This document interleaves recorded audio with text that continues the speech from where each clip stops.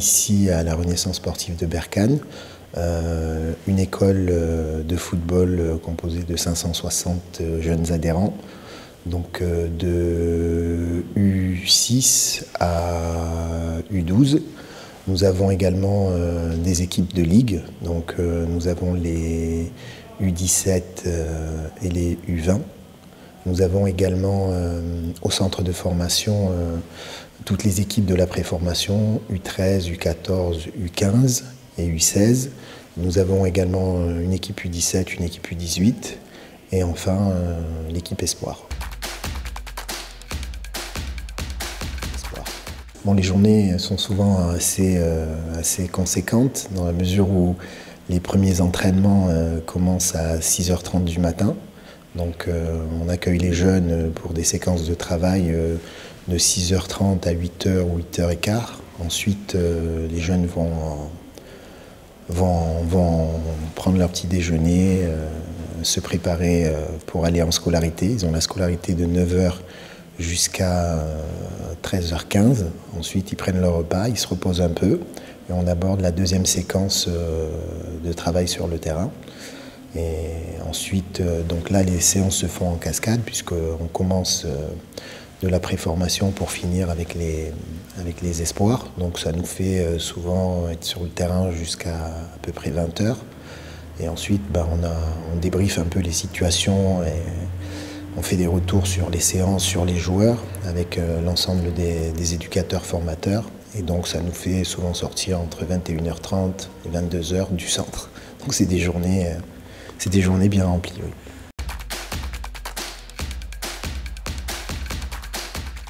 Nous, on est un centre d'excellence, c'est ce que me dit toujours notre président, M. Hakim Ben Abdallah. Donc notre objectif, c'est de former des top joueurs qui auront la capacité de fournir notre équipe professionnelle, mais également la capacité à s'exporter, à être vendus dans les meilleurs championnats au monde. Cette année, avec le nouveau projet national de formation des jeunes,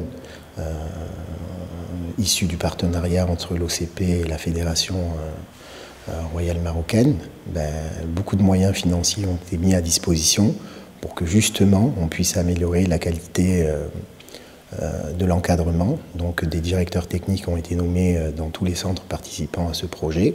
Et effectivement, ce sont des personnels expérimentés dans la formation. Et effectivement, ça va permettre de relever le niveau de la formation marocaine, ce qui va permettre à terme d'avoir des championnats plus relevés, des équipes nationales de meilleur niveau qui seront en capacité d'aller conquérir des titres continentaux.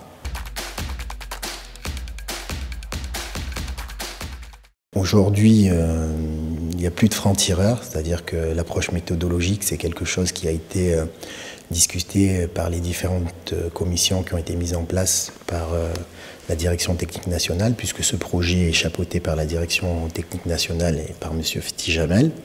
Donc je pense qu'il a eu l'intelligence de réunir l'ensemble des personnels et nous avons travaillé aussi bien le modèle de jeu qu'on veut mettre en place, l'organisation tactique que vont proposer nos équipes. Il y a eu également un grand focus qui a été mis en place sur la méthodologie de travail. Et donc, ce qu'on met en place ici, c'est le fruit en fait d'une réflexion commune de l'ensemble des directeurs techniques, formateurs et des acteurs et de la DTN. Et je crois qu'aujourd'hui, nous avons réussi à mettre en place des contenus de formation et une philosophie qui va porter ses fruits, je pense, dans un avenir très récent.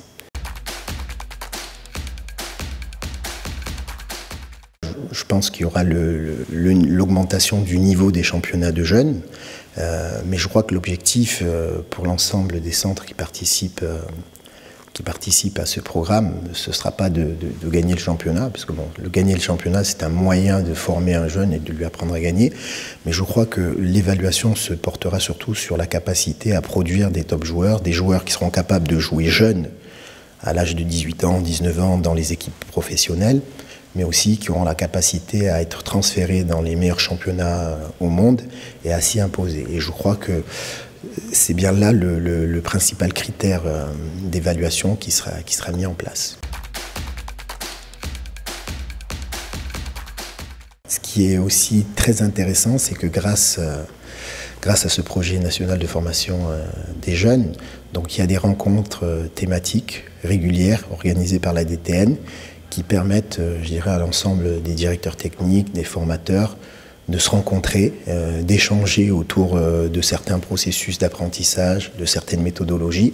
Et en fait, le fruit de ces discussions alimente la réflexion de l'ensemble des formateurs et permet en fait une mise à jour récurrente des compétences et des connaissances. Et ça, de ce point de vue-là, c'est l'une des grandes forces, je crois, de ce projet.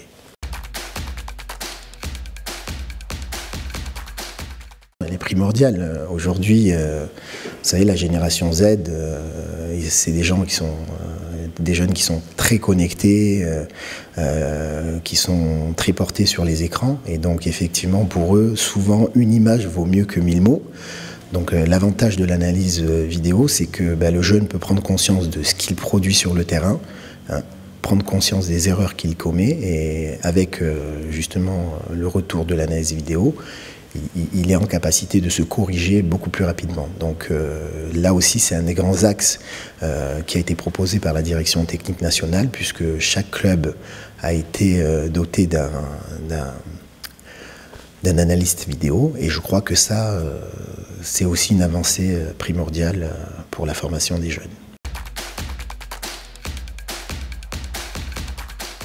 Le projet a été très bien pensé dans la mesure où aujourd'hui dans tous les territoires il y a des équipes qui sont en charge de suivre l'ensemble des championnats et des compétitions d'une zone bien définie et de détecter, répertorier les meilleurs joueurs pour ensuite être en capacité de les proposer à l'ensemble des centres participants au projet.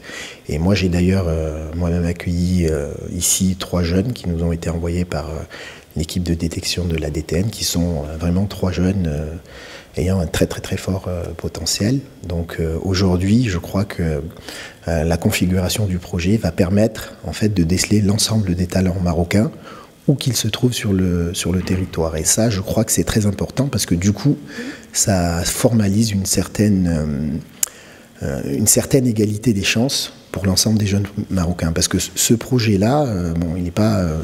c'est vrai que les centres sont implantés dans les zones, mais c'est un projet, je dirais, pour l'ensemble de la jeunesse marocaine.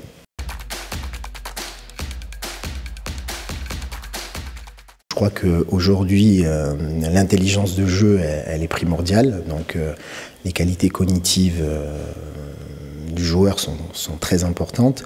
Et il est essentiel d'avoir un joueur qui prend la bonne information et qui prend la bonne décision et qui l'exécute de la façon la plus juste possible. Mais je crois que moi j'aime bien aussi avoir des joueurs extrêmement rapides, donc rapides aussi bien dans l'exécution de l'ensemble des gammes techniques, rapides dans leur course, mais aussi rapides dans leur tête, c'est-à-dire capables de rapidement évaluer la situation et prendre la bonne décision.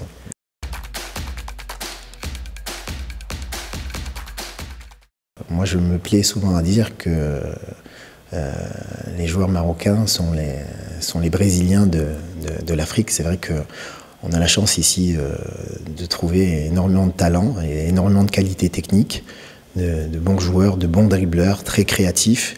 Et ça, c'est vrai que c'est un atout majeur pour le football marocain.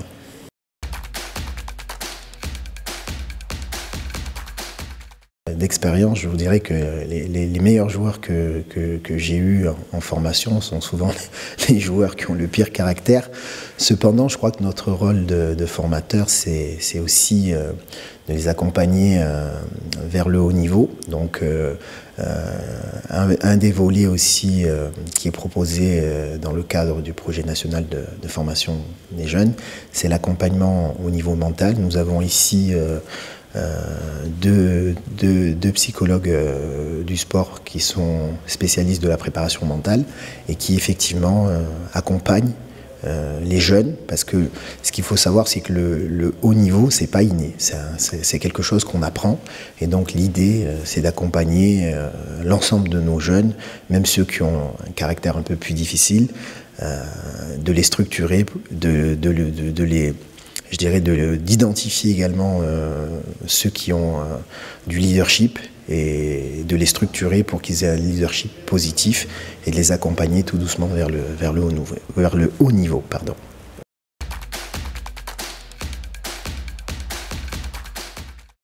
Pour être un bon joueur, il faut être un bon élève, parce que finalement, c'est les mêmes qualités. Il faut avoir une endurance de motivation, il faut être persévérant, il faut être structuré, organisé, faut aimer aborder des problèmes et essayer de les résoudre. Et au final, l'élève et le joueur vivent à peu près les mêmes situations. Donc c'est vrai qu'il y a quand même une corrélation. Souvent, les joueurs qui vont faire du haut niveau sont aussi de bons élèves.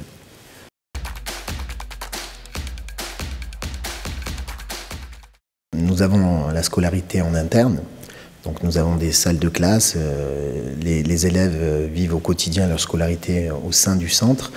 Donc oui, il y a aussi, nous avons la capacité à individualiser le parcours du jeune sportif. Alors ceux qui ont la chance d'être plutôt performants en scolarité vivent une scolarité tout à fait normale. Ceux qui sont plus en difficulté, il y a des mesures pour renforcer leurs capacités. Et si vraiment on est dans l'échec, on essaie d'être extrêmement pragmatique et au moins de donner au joueur ce dont il a besoin pour faire une carrière de haut niveau. Donc il y a certains éléments qui, par exemple, prennent des cours de langue. Il y a d'autres qui sont trop en retard au niveau scolaire pour espérer obtenir leur bac. Mais ceux-là, on les oriente vers de la formation professionnelle.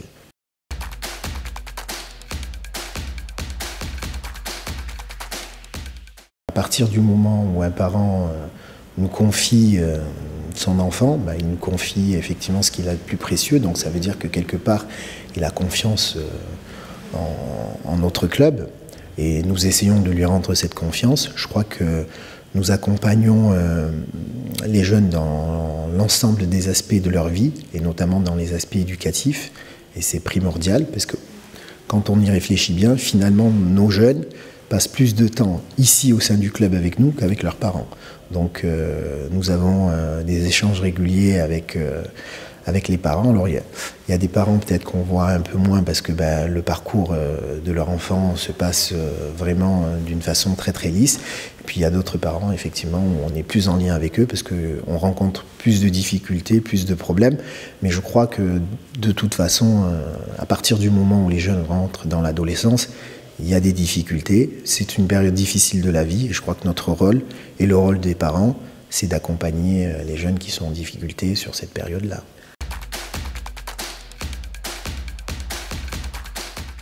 Pour moi, oui, parce que je crois que quand tu es en formation, ton premier souhait, c'est d'arriver à devenir professionnel et professionnel dans l'équipe où tu as été formé. Donc là, ce qui est bien ici, et vous le verrez quand vous visiterez, quand vous filmerez les installations, c'est que l'équipe professionnelle vit au milieu du centre. Leur terrain d'entraînement est centralisé, donc régulièrement, je vois les jeunes se regrouper autour de ce terrain, regarder les joueurs s'entraîner, et puis je vois que les joueurs ont une attitude très fraternelle vis-à-vis des jeunes. Moi, souvent, je vois les jeunes porter les maillots qui leur ont été offerts par les joueurs professionnels, et ça, moi, je suis très content.